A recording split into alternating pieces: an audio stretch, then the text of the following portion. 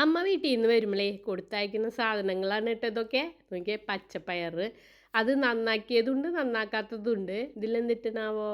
ആ, ദേ കയ്പ്പയ്ക്ക കൊണ്ടാട്ടം, കുരുമുളക് ഉണക്കിയത്, പിന്നെ ദേ ഇതെന്നിട്ടാ, ആ പച്ചക്കയ്പ്പയ്ക്ക.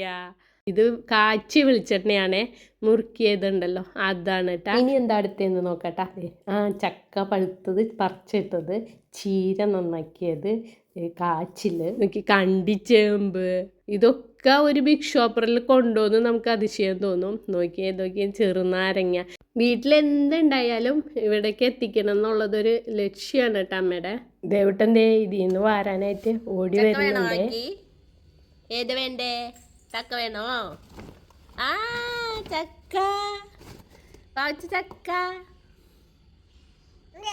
ആ വേണോ? അമ്മ തരാലോ.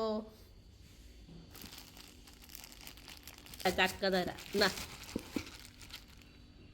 Okay okay. ഹായ്.